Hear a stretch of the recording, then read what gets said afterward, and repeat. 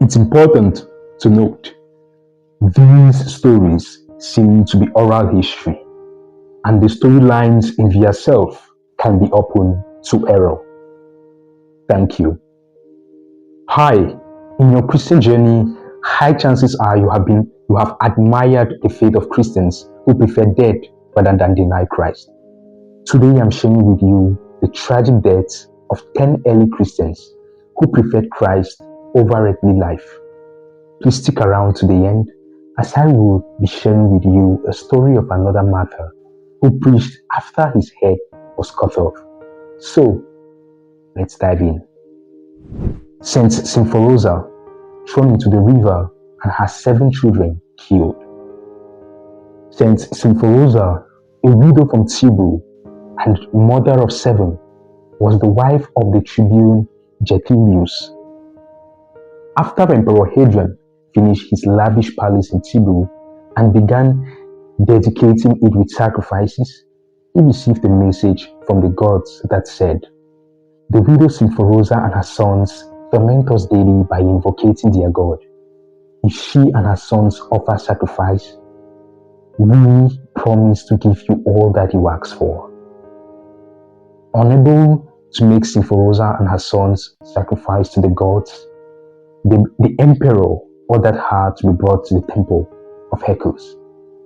Thereafter various tortures, she was thrown into the river called Anu with a heavy stone tied around her neck. The next day, Hadrian summoned her 7 sons, having them tied to the stakes around the temple of Hercules, where they each faced a different form of execution. Crescens was stabbed in the throat. Julian was pierced through the chest. Nemesius was struck through the heart. Primitivus was wounded in the abdomen. Justinus was pierced through the back. Strathius was injured in the side. Eugenius was split in 2 from top to bottom.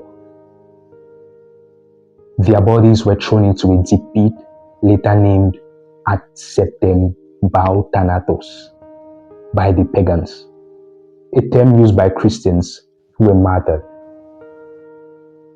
A term used for Christians who were martyred. The church honors them on July 18th. Moving on to our next martyr, Saint Catherine, condemned to death on a breaking wheel. Saint Catherine of Alexandria, also known as Saint Catherine of the Wheel, was the daughter of Costus, governor of Alexandria. Having received a vision that urged her to baptism, Catherine became a Christian. It is said that she visited her contemporary, the Roman Emperor Maxentius, and attempted to convince him of the error of his ways in persecuting Christians. She succeeded in converting his wife, the Empress, and many pagan wise men whom the emperor sent to dispute with her, all of whom were subsequently martyred. Upon the failure of the emperor to win Catherine over, he ordered her to be put in prison. And when the people who visited her converted, she was condemned to death on the breaking wheel. The wheel was typically a large wooden wagon wheel with many radial spokes, but the wheel was not always used. In some cases, the condemned was lashed to the wheel and beaten with a club or iron cudgel, with the gaps in the wheel allowing the cudgel to break through. According to the story, the wheel itself broke when she touched it, so she was beheaded. Her feast day is celebrated on the 25th of November. Next martyr upon our list is Saint Sebastian, martyred twice. He was an officer of the Imperial Roman Army and captain of the guard under Emperor Diocletian in the 3rd century. During Diocletian's persecution of the early Christians, Sebastian comforted Christian prisoners and used his position to convert soldiers and a governor to Christianity. Discovering his betrayal, Diocletian ordered Sebastian to be shot by archers. He survived, recovered, and returned to preach to Diocletian, who had him beaten to death. He died a martyr in Rome by AD 288. Sebastian was thought to have been killed by the arrows, and yet was not. He was then later killed by the same emperor who ordered him shot. He is sometimes known as the saint who was martyred twice. His feast day is celebrated on the 20th of January. Our countdown continues with Saint Agnes of Rome, sent to a brothel, then condemned to be burned. Also known as Saint Agnes or Santa Agnes, Saint Agnes was a member of the Roman nobility, born by AD 291 and raised in a Christian family.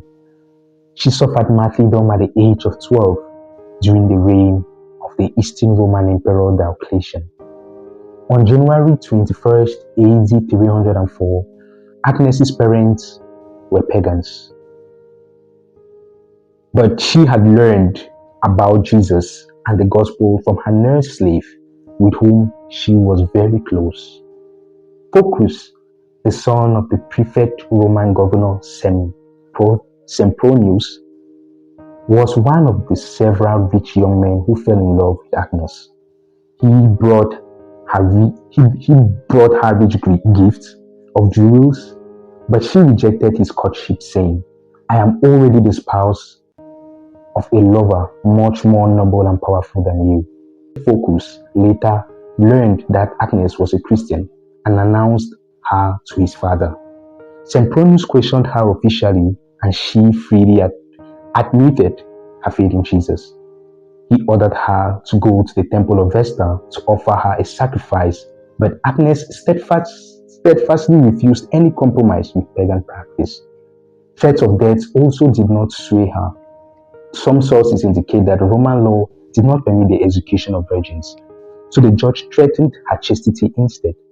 Agnes was stripped naked and dragged through the streets to a brothel. On the way, as the saints prayed, her hair miraculously grew and covered her body to protect her modesty. According to the story, at the brothel, she managed to remain a virgin. She was then condemned as a witch and led out, tied to a stake to be burned. However, the bundle of wood would not burn, whereupon the officer in charge used his sword and struck off her head or stabbed her in the throat. The execution reportedly shocked the bloodthirsty pagan crowd, since Agnes was so young and pure. Thus, her death created a new wave of sympathy for the Christians and brought many to the faith. Her feast day is celebrated on January 21st. Coming up is a very important Christian figure, Pope Saint Clement, tied to an anchor and thrown into the sea. Very little is known about the life of Saint Clement according to the oldest list of Roman bishops. He was the third successor to Saint Peter in Rome. He is the author of an epistle to the Corinthians, which was written by AD 96 in the name of the Church of Rome to deal with disturbances in the Church of Corinth. The letter is one of the earliest witnesses to the authority of the Church of Rome, and was so highly regarded that it was read publicly at Corinth with the scriptures in the 2nd century. Saint Clement converted many high-ranking citizens of the region before being exiled to Crimea by Emperor Trajan. Like I said, Clement's letter was read alongside with scripture. There, with the charisma of miracles, he converts several thousands to Christianity. Learning of this, Trajan condemns Clement to death by drowning him into the sea with an iron anchor. About the year AD 868, Saint Cyril recovered from some human bones and an anchor which he believed to be the relics of Saint Clement. He took these relics to Rome, where they were joined with the relics of Saint Ignatius of Antioch at the Basilica of Saint Clement in Rome. His feast day is November 23rd. Let's explore the story of Saint Bartholomew, skinned alive. One of the 12 apostles of Jesus, Bartholomew, is often identified as the Apostle Nathanael. Little is known of his activities as a disciple other than what is related in the Gospel of John concerning Nathanael's first meeting with Jesus. After the resurrection, he is traditionally believed to have preached in India and Armenia. Tradition holds that in Armenia, he was flayed alive and then crucified upside down for refusing to worship pagan gods. This fate led to him being adopted as the patron saint of Athens. He is represented in Michelangelo's Last Judgment with his own skin hanging over his arm. His feast day is on August 24th. The following martyr on our list is Saint Agatha of Sicily, had her breast cut off. Patron saint of Guam, she is particularly venerated by married women and those who are breastfeeding their babies. Agatha, daughter of a distinguished family and a girl of great beauty, was pursued by a senator, Quincianus, who had fallen in love with her. As his proposals were resolutely spurned by the young girl, he put her in charge of an evil woman, whose efforts at seduction were thwarted by Agnes's commitment to her Christian faith. Quincianus then had her subjected to various cruel tortures. Of these, the most barbaric was an order to have her breast cut off. This became the peculiar characteristic in medieval images of the saints. However, it was said that Agnes was consoled by a vision of Saint Peter, who healed her miraculously. Her scorned admirer eventually sentenced her to death by being burnt at the stake. However, she was saved from this fate by a mysterious earthquake. She later died in prison as a result of the repeated cruelties inflicted on her. Her feast is kept on the 5th of February and she has been venerated as patron saint of breast cancer patients. Next martyr in line is Saint Lawrence, grilled and toasted alive. Saint Lawrence was one of the 7 famous deacons of the early church. The other 6 deacons were captured by the Emperor Valerian on August 6th AD 258 and martyred. The oppression of the Christian church was very severe and many Christians fled Rome or died. Lawrence was thought to have a list of all members of the early church and the locations of all the mythical hidden hoards of gold belonging to the Vatican. Captured by the soldiers of the Emperor Valerian, he was told to produce all the wealth of the church. He was given only 2 days to bring all the treasures to the imperial palace.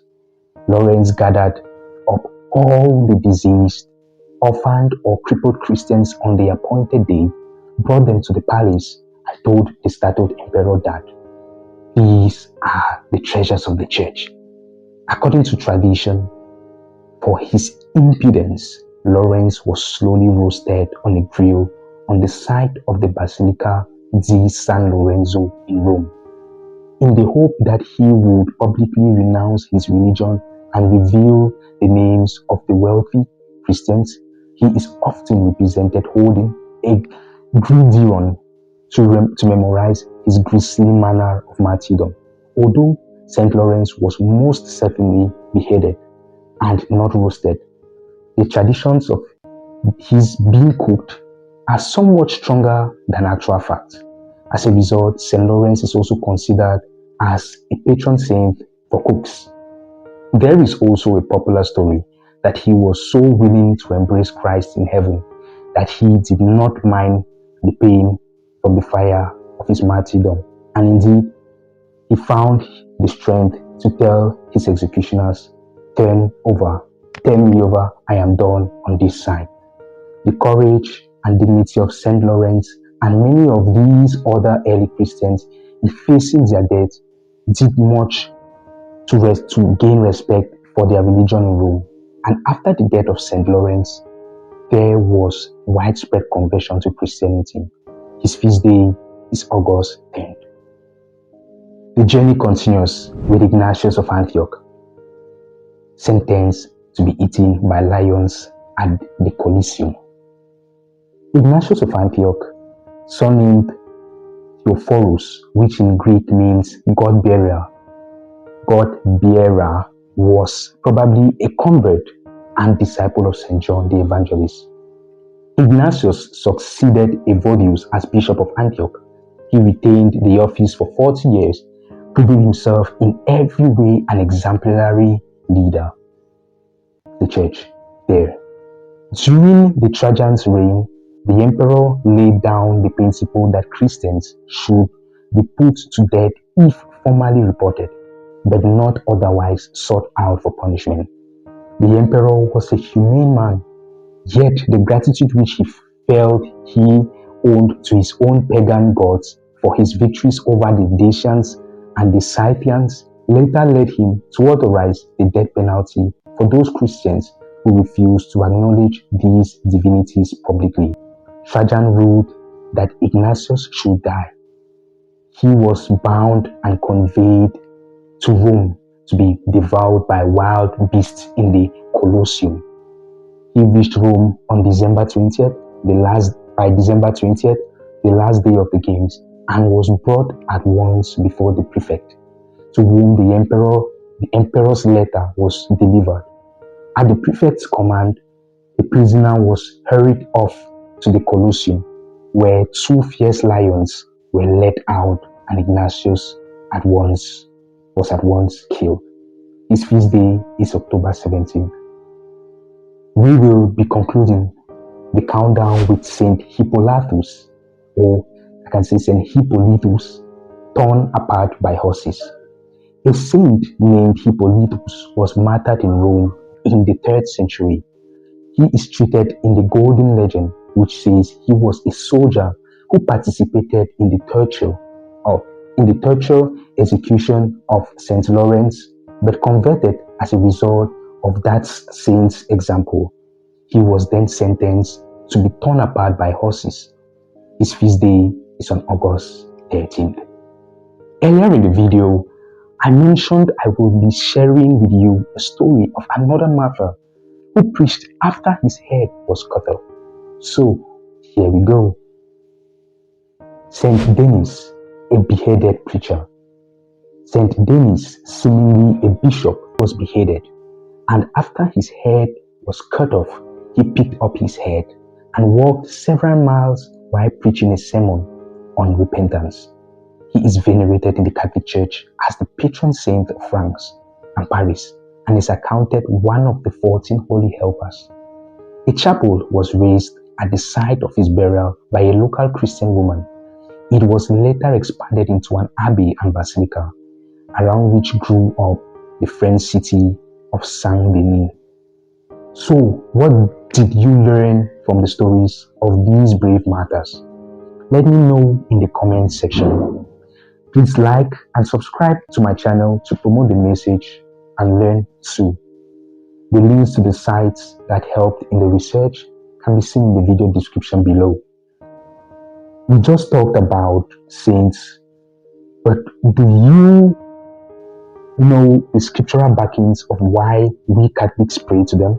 You can check below in the video description below for a video that is deep on this topic scripturally. Please don't forget to subscribe. God bless.